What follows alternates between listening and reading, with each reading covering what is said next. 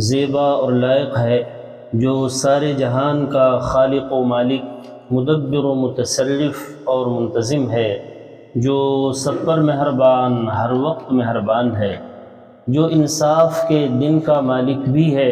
اے اللہ، آپ ہی کی ہم سب عبادت کرتے ہیں اور کرتے رہیں گے، اور آپ ہی سے ہم سب مدد مانگتے ہیں اور مانگتے رہیں گے۔ اے اللہ، ہم سب کو اپنی رضا والی جگہ جنت کا سیدھا اور سچا راستہ دکھا کر اس پر چلا دیجیے، یعنی نبیین، صدیقین، شہداء اور صالحین کے راستے پر، جن پر آپ نے اپنا فضل و انعام فرمایا، جو نہ تو عملی کوتاہی کی وجہ سے آپ کے غضب اور غصے کی زد میں آئے، اور نہ ہی علم کی کمی کی بنا پر راستے سے بھٹکے۔ آمین۔ اے اللہ، ہماری اس دعا کو قبول فرما لیجیے۔ درود و سلام نازل ہو تمام انبیاء اکرام پر، خصوصاً آخری نبی محمد صلی اللہ علیہ وآلہ وسلم پر، آپ کی آل اور اصحاب پر۔ اما بعد، فاعوذ باللہ من الشیطان الرجیم، بسم اللہ الرحمن الرحیم۔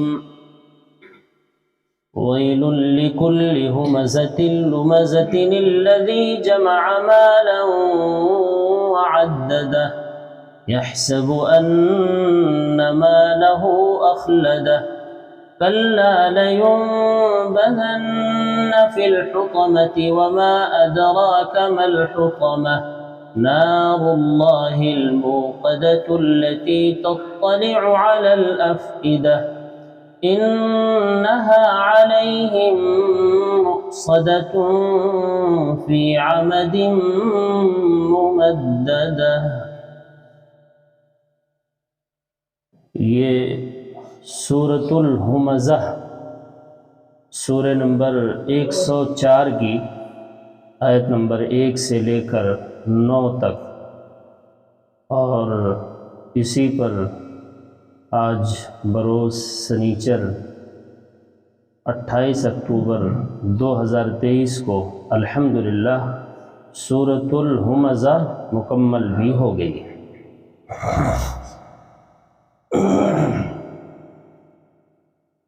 اوپر جو سورت پڑھی ہم لوگوں نے سورۃ العصر، اس میں یہ تھا کہ سارے انسان گھاٹے میں ہیں، خسارے میں ہیں، علاوہ 4 کام کرنے والوں پہ، جن کی زندگی 4 کاموں میں گزر رہی ہے، وہ گھاٹے میں نہیں ہے۔ ایمان، اعمال صالحہ، پھر تواصوا بالحق، حق بات کی وصیت اور نصیحت ایک دوسرے کو کرنا، اور تواصوا بالصبر، جو بھی حالات اور مصائب پیش آئیں ایمان پر، اعمال پر، تواصوا بالحق، حق بات کی وصیت اور نصیحت پر، اس پر صبر کرنا، اور صبر و استقامت کے ساتھ ڈٹے رہنا، جمے رہنا۔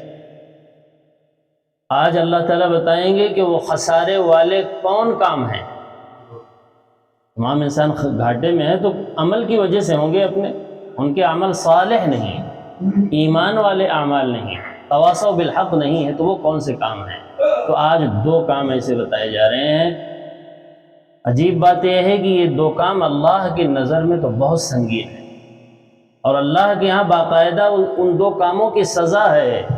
دنیا کے قانون میں اس کی کوئی سزا بھی نہیں، کیوں؟ اس لیے کہ اس کی کوئی اہمیت ہی نہیں ہے، اس کو کوئی بڑی چیز نہیں سمجھتے، جبکہ اللہ کی نظر میں بہت بڑی چیز ہے، بہت سنگین عمل ہے، بہت بڑا جرم ہے۔ یہ کام کرنے والا مجرم ہے، مجرم ہے تو مجرم کی سزا ہوتی ہے، اس کی سزا اللہ بیان کر رہے ہیں۔ جبکہ دنیا کے قانون میں ایسا شخص پھلتا پھولتا ہی رہتا ہے، اس کو کوئی دنیا میں پوچھنے والا ہے ہی نہیں، جبکہ بہت بڑا مجرم ہے وہ۔ دیکھیں وہ جرم کون سا ہے، وہ خسارے والا کام کون سا ہے، دیکھیں اس صورت میں۔ یہ صورت شروع ہی ہو رہی ویل، ہلاکت۔ ویل کے معنی ہلاک ہے، برباد ہے ایسا شخص جو یہ کام کرے۔ ایک صورت اور بھی شروع ہوئی تھی ویل سے نا، کون سی؟ ویل للمطففین۔ ویل ہے، ہلاکت ہے، بربادی ہے آخرت میں، کس کے لیے؟ المطففین، جو کم تولتے ہیں، جو کم تولنے کے عادی ہیں، کم ناپ کر دیتے ہیں۔ کسی کو کچھ دیتے ہیں اور پیسہ لیتے ہیں اس سے، تو صحیح ناپ تول نہیں کرتے ہیں، ان کے لیے بھی ہلاکت ہے، بربادی ہے، وہ بھی اس کو معمولی چیز سمجھتے ہیں جبکہ اللہ کی نظر میں بہت بڑا جرم ہے۔ اسی سے آپ کسی چیز کا پیسہ تو پورا لے رہے ہو اور چیز دے رہے ہو کم، ویل ہے ان کے لیے۔ وہ صورت بھی ویل سے شروع ہوئی تھی، بیچ میں بھی ویل ہے، ویل یومئذ للمکذبین، ہلاکت ہے، بربادی ہے ان لوگوں کے لیے جو آخرت کے پروگرام کو جھوٹ سمجھتے ہیں، جو حساب کتاب کو یوں ہی سمجھتے ہیں، جو قرآنی باتوں کو کوئی خاص اہمیت نہیں دیتے ہیں، ان کے لیے بھی کیا ہے بھائی؟ ویل ہے، ہلاکت ہے، بیچ میں بھی ہے۔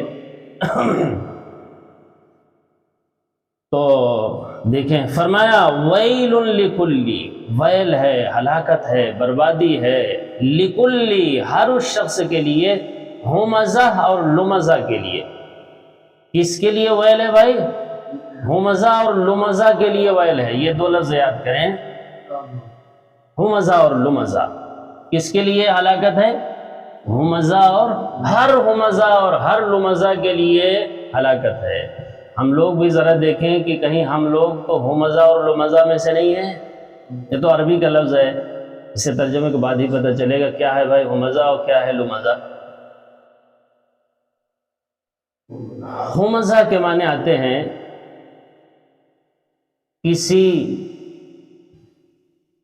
کسی کا عیب بیان کرنا، کسی کی کمی بیان کرنا اشاروں میں۔ ہمزہ مانے کسی کا عیب بیان کرنا، کسی کی چھوٹے قد کی طرف مثلا اشارہ کرنا ہے، یہ ہمزہ ہے۔ اور زبان سے کہنا، تان و تشنیع کرنا، جملہ کسنا، مجلس کے لوگوں کو تنگ کرنا، یہ لمزہ کہلاتا ہے۔ الزام لگانا، ہر مجلس، کوئی مجلس شاید اس سے خالی ہو اس طرح کی چیزوں سے۔ فرمایا ہمزہ کے لیے بھی ویل ہے اور لمزہ کے لیے بھی ویل ہے۔ کیا دنیا میں اس کا کوئی قانون ہے بھائی؟ دنیا والوں کے یہاں غیبت کا، چغلی کا، یہ سب اس میں ہے، جو آپ دوسری صورتوں میں تفصیل سے پڑھے ہیں۔ ان تمام چیزوں کو اللہ نے دو لفظ میں پرو دیا۔ جتنی بھی اخلاقی کمزوریاں ہیں انسان کی، اس کی طرف ہی اشارہ ہے، جس کو ہم لوگوں نے تفصیل سے سنا ہے اور پڑھا ہے۔ کہاں؟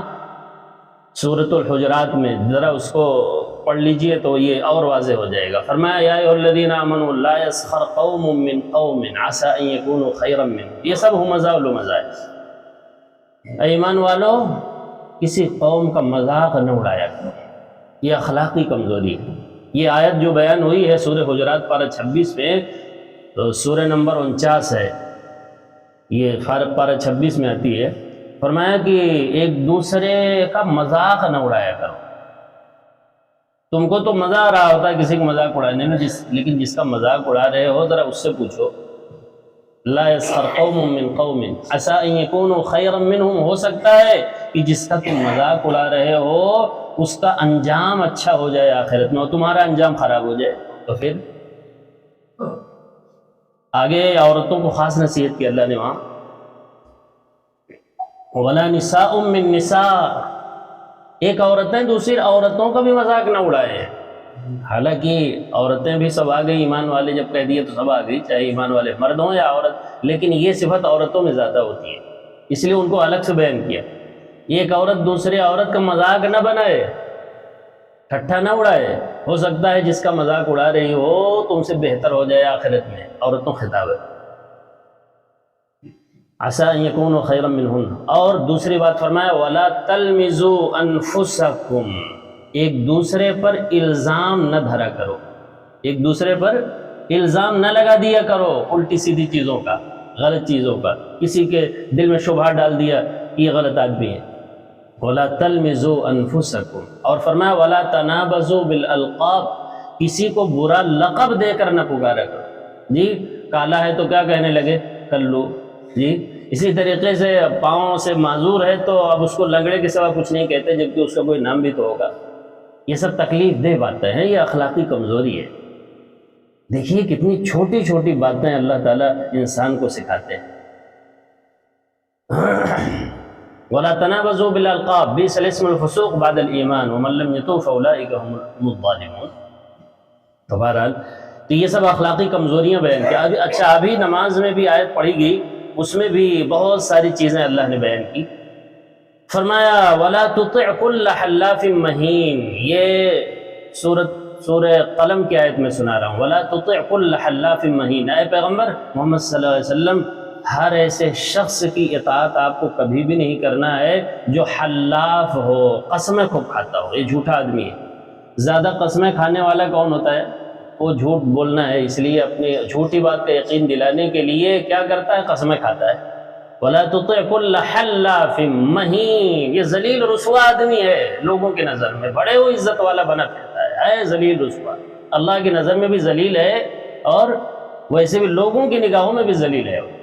حلاف مہین، ہمازن، یہ ہمزہ آ گیا، ہمازن وہی لفظ ہے جو یہاں آپ پڑھ رہے ہیں نا، وہاں کا ہمازن یہاں ہے ہمزہ۔ ہمازن کے معنی ہیں اشاروں میں غیبتیں کرنے والا، لوگوں کا عیب بیان کرنے والا۔ بھائی یہ باتیں بہت ہیں ماحول میں، اللہ اس کی سزا جو بیان کرنے جا رہے ہیں وہ ذرا سنیے گا۔ ہم لوگوں کی نظر میں تو بہت ہلکی چیزیں ہیں، ایک چیز ہماری نظر میں بہت ہلکی ہے جبکہ اللہ کی نظر میں بہت بڑا سنگین جرم ہوتا ہے وہ، انہی میں سے یہ بھی ہے جو آج بیان ہو رہا ہے۔ ہمازن، لوگوں کے پیٹھ پیچھے غیبتیں کرتا ہے۔ دیکھیے اشارہ کرنے والا سوچتا ہے کہ جس کی غیبت کریں اس کو پتہ نہ چلے جی، اور جو دوسرے لوگ ہیں وہ سمجھ جائیں کہ میں کیا کہہ رہا ہوں، اس کی حقارت بیان کر رہا ہوں، وہ سمجھ جائیں۔ یہی حال تو غیبت میں بھی ہوتا ہے، غیبت میں جس کی غیبت کی جا رہی ہے وہ سامنے موجود نہیں ہوتا، اسی لیے بہت سے لوگوں نے ہمزہ کا ترجمہ کیا ہے پیٹھ پیچھے غیبتیں کرنے والا، یا اشاروں میں کسی کی تحقیر کرنے والا۔ اشاروں میں، چاہے آنکھ کا اشارہ ہو، بھائی دیکھا نہیں، دیکھا، اس طرح کر دیتے ہیں، پتہ چلا جو لوگ بیٹھے ہو ان کی نگاہ میں وہ آدمی گر جائے تک، ہمزہ۔ یا ہاتھ سے اشارہ کر دینا، آنکھ سے اشارہ کر کے کسی کی تحقیر کرنا، حقارت کرنا، آنکھ سے اشارہ کر کے یا ہاتھ سے اشارہ کر کے، یہ سب ہے ہمزہ۔ یا پیٹھ پیچھے غیبت کرنا، یہ بھی سب کیا ہے بھائی؟ ہمزہ ہے۔ یہ تو ہمزہ کو سمجھ میں آیا، آپ سمجھیے لمزہ۔ اسی دونوں پر پوری صورت کی تفصیل ہے، کیا سزا ہے ایسے شخص کے لیے، لہذا ان دونوں لفظوں کو سمجھنا بہت ضروری ہے، اسی لیے میں زور دے رہا ہوں۔ لمزہ کا معنی بہت آسان ہے، لمزہ کے معنی ہے الزام لگانا، یہ معروف لفظ ہے، ہماری سمجھ سے، علم سے کافی قریب ہے۔ لمزہ معنی کسی پر الزام دھر دینا بلا وجہ کا، جو چیز نہیں ہے اس کا الزام لگا دینا کسی پر۔ لمزہ، دیکھیے محمد صلی اللہ علیہ وسلم کو الزام لگاتے تھے، قرآن میں ہے پارہ 10 میں سورۃ البقرہ میں اللہ نے سورۃ توبہ میں فرمایا وَمِنْهُمْ مَنْ يَلْمِزُكَ فِي الصَّدَقَاتِ، اے پیغمبر ان منافقین میں سے کچھ ایسے بھی ہیں جو آپ کے بارے میں صدقے کے تقسیم کے بارے میں آپ پر الزام لگاتے ہیں کہ آپ صحیح تقسیم صدقہ، ہمارے غنیمت صحیح تقسیم نہیں کرتے ہیں، اپنے لوگوں کو زیادہ دیتے ہیں اور ہم لوگوں کو کم دیتے ہیں۔ یہ الزام محمد صلی اللہ علیہ وسلم پر کون لگا رہے تھے؟ منافقین، کہ جب جہاد ہوتا ہے، مال غنیمت ملتا ہے، صدقہ اور خیرات کے مال آپ کے پاس آتے ہیں بیت المال میں، تو آپ صحیح تقسیم نہیں کرتے ہیں۔ اللہ اکبر، جب نبی صحیح تقسیم نہیں کرے گا تو اور کون کرے گا؟ جو سراپا انصاف اور عدل ہے، ان کے بارے میں منافقین کا کیا الزام تھا؟ وَمِنْهُمْ مَنْ يَلْمِزُكَ، وہی ہے لمزہ، آپ پر الزام لگاتے ہیں کس بارے میں؟ فی الصدقات، صدقے کے تقسیم کے بارے میں آپ پر الزام لگاتے ہیں کہ محمد بھی صدقے کا صحیح تقسیم نہیں کرتے ہیں، نعوذ باللہ۔ اچھا، اور یہ لفظ سمجھیے، الذین، اسی 10ویں پارے میں ہے مومنین کے بارے میں، جو غریب مومن تھے نا، وہ جب صدقے کی، خیرات کی فضیلتیں سنتے تھے قرآن میں، اللہ تعالیٰ نے سب سے زیادہ جس مسئلے کو بیان کیا ہے وہ یہ کہ جو کچھ بھی تمہارے پاس ہے وہ خرچ کرو۔ دیکھو پہلے پارے ہی سے شروع ہو جاتا ہے نا، یؤمنون بالغیب ویقیمون الصلاۃ ومما رزقناہم ينفقون، غیب کی باتوں پر ایمان لاؤ، صلاح قائم کرو، نماز قائم کرو، اور جو کچھ بھی تھوڑا یا زیادہ اللہ رب العزت نے تمہیں دے رکھا ہے اس میں سے خرچ۔ یہ نہیں کہا جب اتنا ہو تب خرچ کرنا، قرآن نے ہر جگہ یہی کہا کہ جو کچھ بھی تمہارے پاس ہے تھوڑا یا زیادہ اپنے سے نیچے والوں پر خرچ کرو۔ تو نگاہ تمہاری کہاں ہونی چاہیے؟ اپنے سے نیچے والوں، اوپر والوں پر نہیں، اپنے سے ہمیشہ نگاہ کہاں ہونی چاہیے؟ اگر اللہ کا شکر وہی ادا کرتا ہے جس کی نگاہ کہاں ہو بھائی؟ اپنے سے نیچے والوں پر ہو۔ اور جس کی نگاہ اپنے سے اونچے والے پر ہوتی ہمیں بھی وہاں تک پہنچنا ہے، وہ کبھی شکر نہیں ادا کرتا، ہمیشہ ناشکری کرے گا۔ کہیں اتنا اللہ دیں گے تو کہیں پھر شکر ادا کرے گا، یہ کمزوری ہے انسان۔ تو فرمایا جو کچھ بھی تمہیں اللہ نے دے رکھا ہے، تھوڑا یا زیادہ، اپنے سے نیچے والوں پر کیا کرتے رہو؟ خرچ کرو، ہر شخص۔ تو وہ غریب صحابہ جب قرآن میں اس طرح کی فضیلتیں خرچ کرنے کی سنتے تھے تو جو کچھ بھی ان کے پاس ہوتا تھا اپنے نیچے والوں پر کیا کرنا شروع کرتے تھے؟ خرچ کرنے شروع کرتے تھے۔ تو وہ جو منافقین تھے نا، وہ کیا کہتے تھے؟ وہ کہتے تھے دیکھا یہ بھی چلے ہیں حاتم طائی کی قبر پر لات مارنے۔ کیا کہتے تھے؟ یہ ہے اس کو اللہ نے بیان فرمایا 10ویں پارے میں، فرمایا الذین یلمزون المتطوعین من المؤمنین فی الصدقات، صدقہ اور خیرات ہی کے بارے میں جو غریب مومن مسلمان تھے جن کے پاس کم تھا لیکن فضیلت حاصل کرنے کے لیے وہ اپنے سے نیچے والوں پر خرچ کرتے تھے، تو ان پر بھی منافقین الزام لگاتے تھے دیکھو یہ بھی چلے ہیں اب خرچ کرنے، اب ان کے تھوڑے سے خرچ کرنے سے کسی کا کیا کام بنے گا؟ ارے بھائی کام بنے نہ بنے ہمیں تو ثواب ملا جی، اگر اخلاص ہے اور 10 روپیہ بھی اخلاص کے ساتھ کسی کو دیا ہے تو اس کا تو بہت بڑا اجر ہے، اور اگر لاکھوں کسی نے خرچ کیا ہے اور ریاکاری ہے اس میں تو اللہ کے ہاں کوئی قیمت اس کی رکھنے والی نہیں ہے۔ تو یہ کہتے تھے۔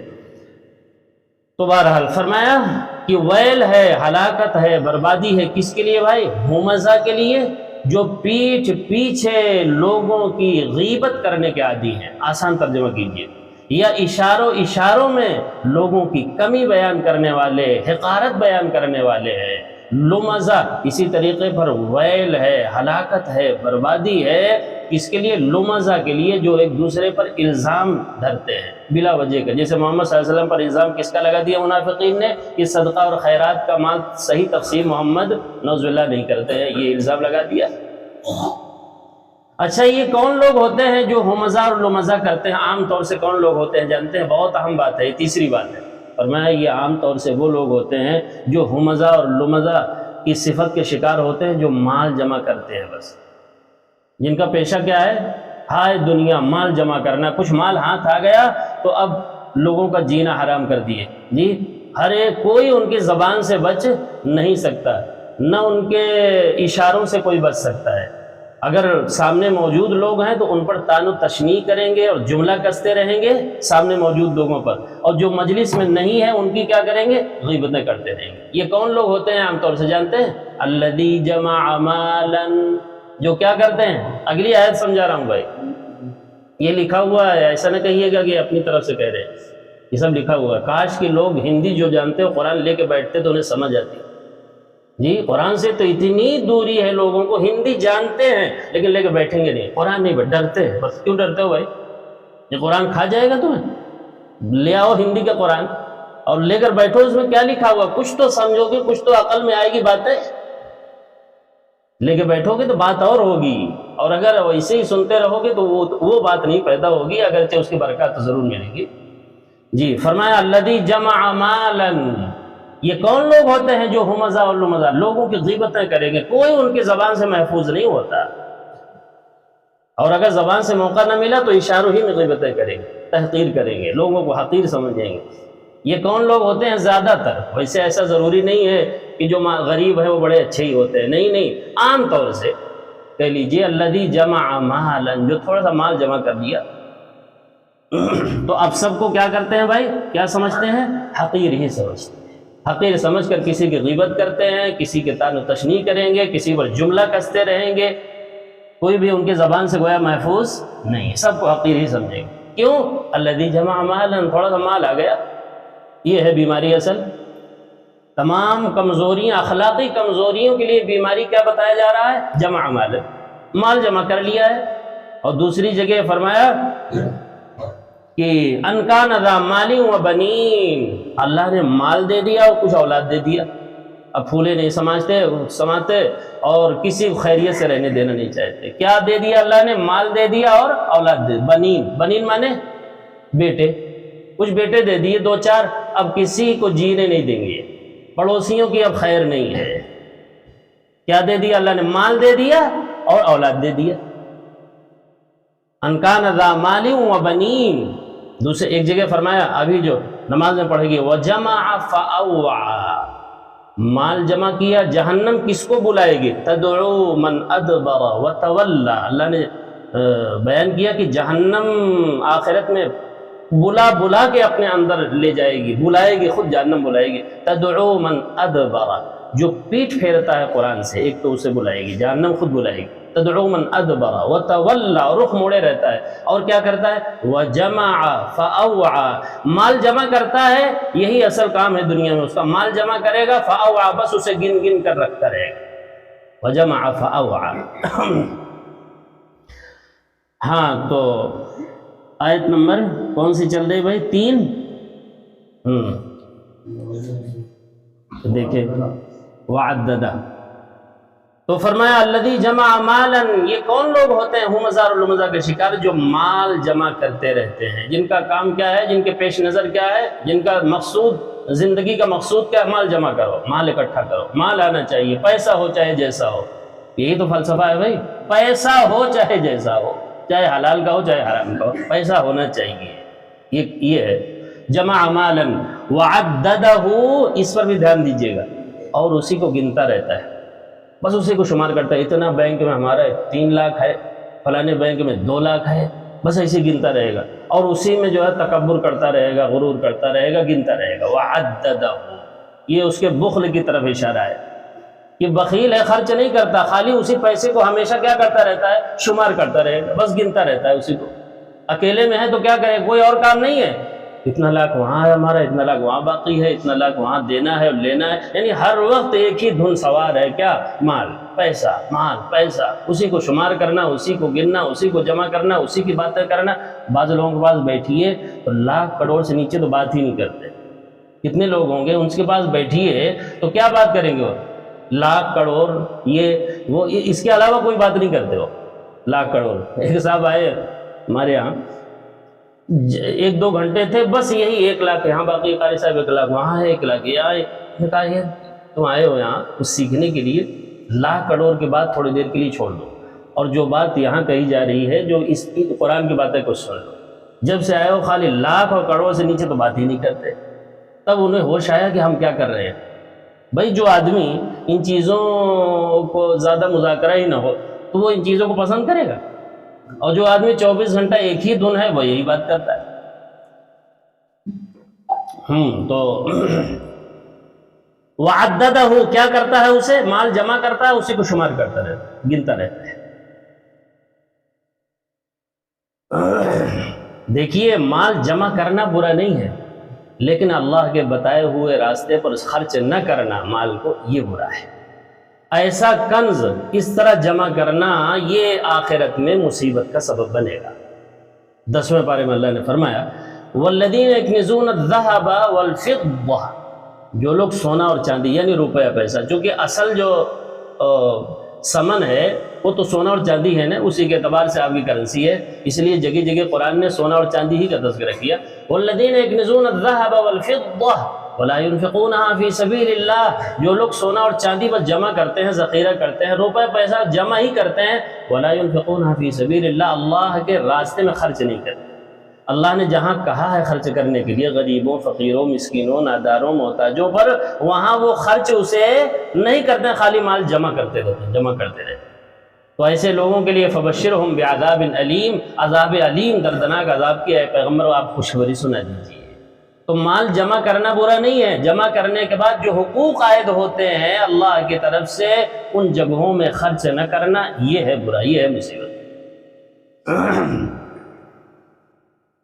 ہاں ایسا شخص کیا سمجھتا ہے بھائی؟ آیت نمبر 3 دیکھیے، یحسب ان مالہ اخلدہ، اس شخص کا گمان یہ ہوتا ہے وہ ہمیشہ سدا بہار ہی رہے۔ مالدار کیا سمجھتا ہے کہ ہمیشہ ہم ایسے ہی رہیں گے، ایسے صحت مند رہیں گے اور ایسے مالدار بھی رہیں گے۔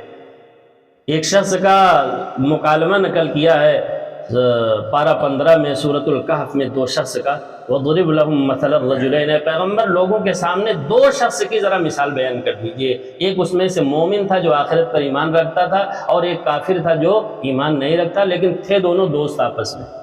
جی بہت زبردست قصہ ہے، وہاں سے پڑھیے گا آپ، اب میں وہاں جاؤں گا تو یہ باتیں رہ جائیں گی۔ تو وہاں جو ہے اس کو سمجھایا اور کہا یہ سب ایک دن ختم ہو جائے گا، اور آخرت آئے گی اور حساب و کتاب ہوگا۔ جو مومن تھا اس نے سمجھایا، تو کہنے لگا آگے سے وہ شخص جو کافر تھا کہنے لگا ما اظن ان تبید هذه ابدا، میں تو نہیں خیال کرتا کہ یہ بہاریں ختم ہو جائیں گی۔ دیکھیے کتنا مضبوطی کے ساتھ تمام چیزوں کو ہم نے کر دیا ہے، کیسے ختم ہو جائیں گی یار؟ وما اظن الساعة قائمہ، اور جو تم کہتے ہو قیامت قائم ہو جائے گی، حساب و کتاب ہوگا، میں تو کچھ نہیں سمجھتا ان چیزوں کو، قیامت قائم ہو جائے گی۔ کیوں قائم ہو جائے گی؟ کیا ضرورت ہے قیامت کی؟ اس طرح کی باتیں کر رہا تھا۔ اللہ اکبر۔ تو ہر مالدار ایسے ہی سمجھتا ہے کہ ہم ہمیشہ ایسے ہی سدا بہار رہیں گے، اور اگر کچھ ہوا بھی تو ہمارے پاس تو پیسے ہیں، جا کے اس مصیبت کو ہم ٹال دیں گے، یہ سمجھتا ہے۔ تو اللہ نے اس پر کیا کہا؟ کلا، ہرگز یہ مال تمہیں موت سے نہیں بچا سکے گا، اللہ کے فیصلوں سے نہیں بچا سکے گا، اور آخرت کے عذاب کو بھی یہ مال نہیں ٹال سکے گا۔ آخرت کے عذاب کو بھی، آخرت کی پکڑ کو بھی یہ مال ٹال نہیں سکے گا، اور جو حالات اللہ نے طے کیے ہیں ان حالات کو بھی یہ مال ٹال سکے گا؟ کلا، کلا مانے ہرگز ایسا نہیں ہوگا جو تم مال کے بارے میں خیال کیے بیٹھے ہو۔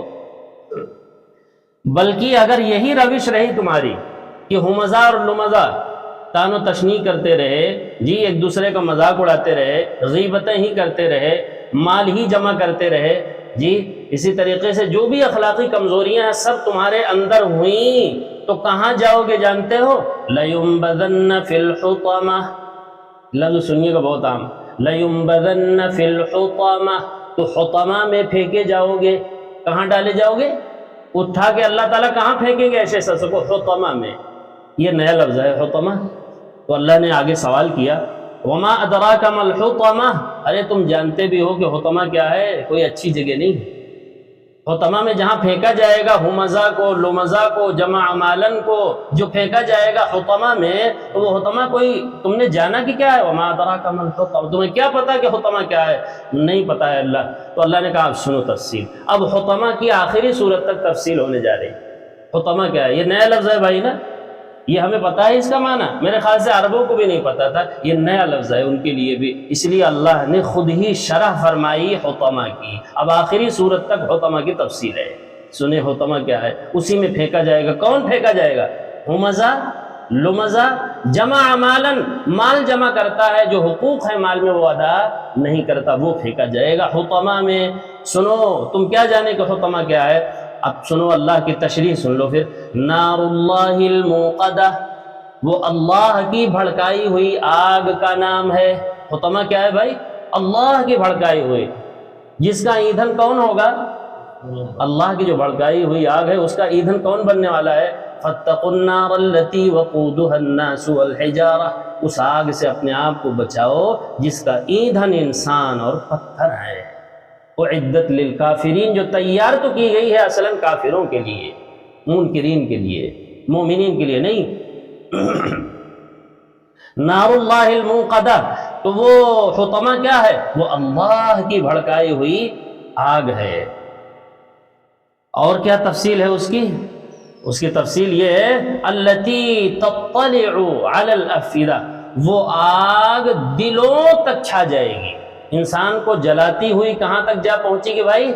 دلوں تک جا پہنچے گی، لیکن موت نہیں آئے گی۔ یہ بتانا مقصود ہے کہ ایسی آگ ہے کہ جو دنیا سے نہ جانے کتنی گنا تیز آگ ہے، انسان کے جسم کو جلاتی ہوئی دلوں تک پہنچ جائے گی، لیکن موت پھر بھی نہیں آئے گی۔ جبکہ دنیا کی آگ کی یہ خاصیت نہیں ہے، دل تک پہنچنے سے پہلے انسان کی موت آ جاتی ہے، اور یہاں کی مصیبت سے اس کو کیا مل جاتی ہے بھائی؟ نجات مل جاتی ہے۔ وہاں تو موت کی بھی موت ہو گئی ہے، وہ کہاں سے موت آنی ہے؟ دلوں تک انسان کو جلاتی ہوئی، چورا چورا کرتی ہوئی، ریزہ ریزہ کا، ویسے حطمہ کے لفظی معنی ہے چورا چورا کر ڈالنا، ریزہ ریزہ بکھیر دینا کسی کے۔ بتائیے آگ میں کسی کو ڈال دیجئے دنیا کے آگ میں، اس کا کچھ بچے گا؟ تو جہنم کی آگ میں ڈالنے کے بعد کیا بچنا ہے؟ لیکن وہ پھر یہی وہ جلتا رہے گا، اللہ تعالیٰ دوبارہ چمڑیاں پیدا کرتے رہیں گے، پورا وجود پھر سے بنا دیں گے۔ اللہ اکبر کبیرہ، اللہم احفظنا من، یہ سب حقائق ہے بھائی، کہاں بیان ہو رہے ہیں؟ اللہ کی سچی کتاب میں۔ کلما نضجت جلودہم بدلناہم جلودا غیرہا لیذوقوا العذاب، جب بھی اس کی چمڑیاں جل جائیں گے تو ہم اس کی جگہ پر دوسری کھال بدلتے رہیں گے تاکہ عذاب کا مزہ یہ ہمزہ اور لمزہ چکھتا رہے۔ اللہم احفظنا من۔ تو کیا فرمایا؟ التی تطلع علی الافئدہ، جو جسم کو جلاتی ہوئی دلوں پر وہ اللہ کی بھڑکائی ہوئی آگ چھا جائے گی۔ اور ایک جگہ فرمایا وَيَأْتِيهِ الْمَوْتُ مِنْ كُلِّ مَكَانٍ وَمَا هُوَ بِمَيِّتٍ، پارہ 13 سورہ ابراہیم میں ہر طرف سے اسباب موت تو ہوں گے لیکن وہاں موت انسان کو نہیں آئے گی۔ یہ اسباب موت ہی تو ہیں، یہ حطمہ پھینک دیا جانا ہے تو ایک سیکنڈ ایک منٹ میں انسان ختم ہو جاتا دنیا میں، لیکن وہاں اسباب موت ہوں گے لیکن موت نہیں ہوگی۔ ثم لا يموت فيها ولا يحيى، ایک جگہ فرمایا نہ تو اس میں مرے گا نہ جیے گا، یہ کوئی زندگی ہے اور نہ مرے گا۔ پارہ 23 اور سورہ زمر میں فرمایا لَهُم مِّن فَوْقِهِمْ ظُلَلٌ وَمِن تَحْتِهِمْ ظُلَلٌ، اوپر سے بھی آگ اور نیچے سے بھی آگ۔ اللہم احفظنا من ذالک هو الخسران المبین، یہ ہے خسارہ۔ کہا تھا نا ان الانسان لفی خسر، یہ ہے خسارے والی بات۔ انہا علیہم مؤصدہ، آیت نمبر 8 دیکھیں، انہا علیہم مؤصدہ، یہی اتنا نہیں بلکہ مؤصدہ کے معنی بند کر دیا جانا، فی عمد ممد، عمد کے معنی ہے کھمبا، ستون، عمد کے معنی ہے بھائی الصلاۃ عماد الدین، نماز دین کا کھمبا ہے کہتے ہیں نا، اسی سے ہے عمود۔ فی عمود، فی عمد بھی ہے عمود بھی ہے، دونوں ہے۔ فی عمد ممددہ، ممددہ مانے لمبے لمبے لمبے لمبے ستونوں میں جکڑ کر کے اس آگ میں اسے ایک دم بند کر دیا جائے۔ اللہم احفظنا من، کیا کہا جا رہا ہے؟ انہا علیہم مؤصدہ، مؤصدہ مانے اس کی کھڑکیوں کو دروازوں کو ہر طرف سے بند کر دیا جائے گا، اور یہی نہیں بلکہ لمبے لمبے آگ کے ستونوں میں جکڑ کر کے اس ہمزہ کو، اس لمزہ کو، وہ جو دنیا میں جمع مالن، مال ہی جمع کرتا تھا، اللہ نے جو حق بیان کیا تھا اس کو ادا نہیں کرتا تھا، اسی کو اس لمبے لمبے ستون میں جکڑ کر کے اس آگ میں بند کر دیا جائے گا۔ یہ کس کی تفصیل بیان ہو رہی تھی ابھی تک؟ حطمہ کی۔ یہ ہے حطمہ کی پوری تفصیل جو آپ کے سامنے آئی۔ وہ جانتے ہو حطمہ کیا ہے؟ وہ اللہ کی بھڑکائی ہوئی آگ ہے جو جسم کو جلاتے ہوئے دلوں تک جا پہنچے گی، موت نہیں آئے گی، اور اسے لمبے لمبے ستونوں میں جکڑ کر کے اسی آگ میں بند کر دیا جائے گا۔ اللہم احفظنا من، یہ جکڑا کیوں جائے گا؟ اللہ نے کئی جگہ یہ تفصیل بیان کی ہے۔ جکڑا اس لیے جائے گا تاکہ انسان ہیل نہ سکے، اور ہیلنے کی وجہ سے بھی جو ایک گنا سکون ملتا ہے وہ بھی اسے نہ مل سکے۔ بتائیے جس چیز کا کوئی قانون دنیا میں نہیں ہے وہ چیز ہمزہ اور لمزہ، غیبت کے لیے کوئی قانون ہے؟ کوئی غیبت کرے گا تو اس کو یہ سزا ملے گی؟ کچھ نہیں، لیکن اللہ کے ہاں کتنی بڑی سزا ہے ذرا سوچے، اور ہم لوگ اسی سزا نہ ہونے کی وجہ سے ان چیزوں کو کچھ سمجھتے ہی نہیں، یہ بھی کوئی چیز ہے، جبکہ نہ جانے کتنے لوگوں کے دل جو ہے چھلنی ہو رہے ہوتے ہیں، کتنے لوگوں کو ان چیزوں سے تکلیف ہو رہی ہوتی ہے، لیکن یہ تکلیف کون محسوس کرتا ہے بھائی؟ جس نے پیدا کیا ہے انسان، ایک ایک چیز کو وہ محسوس کرتا ہے۔ ان ربک لبالمرصاد، تیرے رب کی ہر وقت ہر انسان پر، اس کے ہر قول و فعل پر گہری نظر ہوتی ہے، کون کیا کر رہا ہے اور کیا سزا اس کو ملے گی۔ اللہ تعالیٰ سے دعا ہے کہ قرآنی باتوں کو پوری توجہ کے ساتھ، عظمت کے ساتھ، محبت کے ساتھ سننے کی، سمجھنے کی، اور پھر اس پر اخلاص کے ساتھ عمل کرنے کی توفیق عطا فرمائے۔ جب تک زندہ رکھے صحیح ایمان صحیح اسلام پر زندہ رکھے، جب موت آئے تو صحیح ایمان صحیح اسلام پر موت آئے۔ سبحانک اللہم و بحمدک اشہد ان لا الہ الا انت استغفرک و اتوب الیک۔ سبحان ربک رب العزة عما یصفون وسلام علی المرسلین والحمد للہ رب العالمین۔